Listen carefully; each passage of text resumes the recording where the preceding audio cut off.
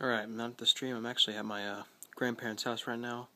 They were having a bonfire, and I had to walk away for a second because I had to film this. I realized I hadn't done it yet, and I was like, I need to do this now. So, came up to the back porch here, and we got a pretty nice. It's nicer out front, but they'll be disturbed if I go out front, and I want to give them some peace. And so it's still a pretty nice view, though. I gotta say. I'm gonna look this way because it gives you a bigger view. But anyway, day 4 of my 5-day series, and I'm doing the parable of the rich fool. And again, it's pretty long, so I'm gonna read the whole thing. And it says, "And he told them this parable: The ground of a certain rich man produced a good crop. He thought to himself, What shall I do? I have no place to store my crops. Then he said, This is what I'll do. I will tear down my barns and build bigger ones, and there I will store all my grain and my goods. And I'll say to myself, You have plenty of good things laid up for many years. Take life easy, eat, drink, and be merry. But God said to him, You fool! This very night your life will be demanded from you. Then who will get what you have prepared for yourself? This is how it will be with anyone who stores up things for himself, but is not rich toward God." Then Jesus said to his disciples, "Therefore I tell you, do not worry about your life, what you will eat, or about your body, what you will wear. Life is more than food, and the body more than clothes. Consider the ravens. They do not sow or reap. They have no storeroom or barn, yet God feeds them. And how much more valuable you are than birds. Who of you, by worrying, can add a single hour to his life? Since you cannot do this very little thing, why do you worry about the rest?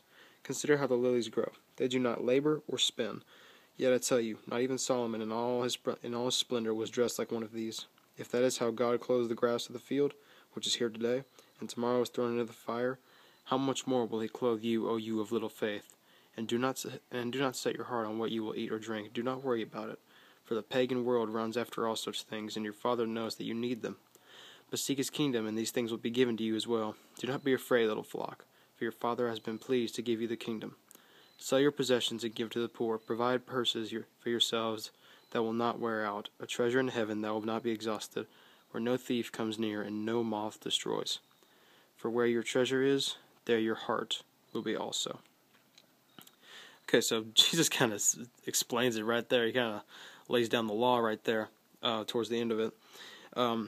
Basically, what he's saying is at least what I think he's saying is you shouldn't worry about what you wear or what you're going to eat, because God's going to provide.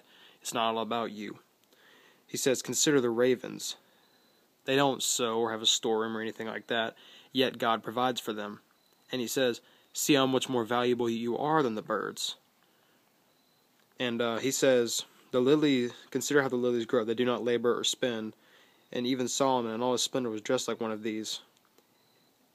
If God clothes the lilies, he's going to clothe you. He's going to provide everything you need.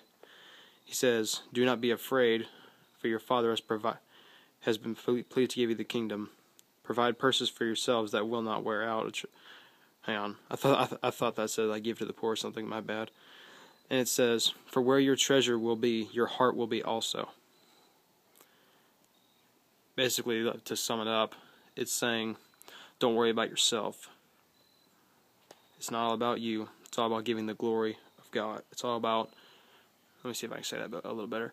It's all about giving God's glory to the world. There we go.